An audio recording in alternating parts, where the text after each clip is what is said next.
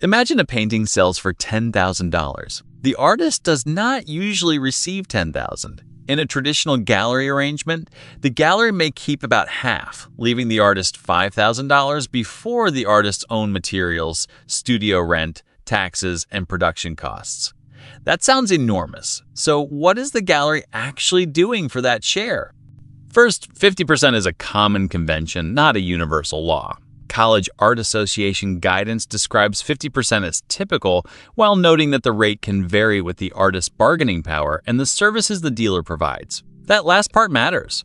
A commission only makes sense when the gallery is doing substantial work that the artist would otherwise have to do. Long before a sale, a serious gallery is investing time.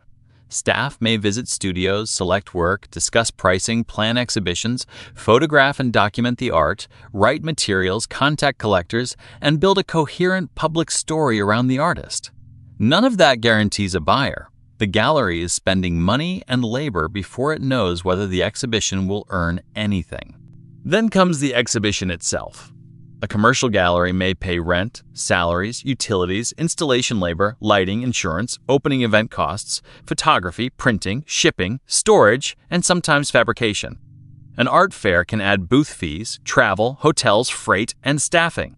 These costs continue whether the work sells quickly, sells later, or does not sell at all. The gallery is also selling more than an object. It is building relationships and trust. Collectors may need years of conversations before they buy. Curators, advisors, writers, and institutions may encounter the artist through repeated exhibitions and introductions. A strong gallery can create access that an artist working alone may not have, while helping maintain consistent prices across different buyers and locations.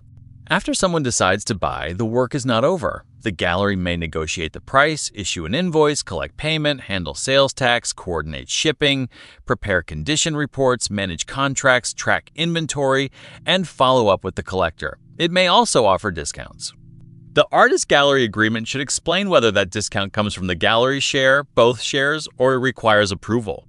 The most important part of the 50% is risk. Many exhibitions do not sell out. Some barely sell at all. Yet rent, payroll, installation, insurance, and marketing still have to be paid. A gallery's successful sales help cover the exhibitions, artists, and months that do not generate enough revenue. The commission is partly payment for carrying that uncertainty. But 50% is not automatically fair. Warning signs include charging artists large upfront fees while also taking a full commission, offering little promotion or collector access, failing to provide sales records, paying artists late, demanding broad exclusivity, or claiming commission on sales the gallery did not help create. Artists should understand the contract before delivering work. There are other models. A temporary exhibition or consignment arrangement may use a smaller commission. Artist-run cooperatives may charge membership fees and require labor. Online platforms may take a lower percentage but provide fewer services. Direct sales let artists keep more of the price, but the artist must generate attention, build trust, manage administration, and handle fulfillment personally. So when is 50% worth it? When the gallery is actively building the artist's market and career, producing strong exhibitions, reaching serious collectors, creating institutional opportunities, protecting pricing, handling business professionally, and paying on time. In that situation, the gallery is not simply renting wall space. It is functioning as a long-term partner and taking meaningful financial risk. Think again about the $10,000 sale. The artist receives $5,000, but that is not necessarily $5,000 of profit. The artist is still paid to make the work. The gallery's $5,000 is not automatically profit either. It supports staff, space, promotion, installation, storage, insurance, and unsuccessful shows. The real question is what each side contributed to create the sale.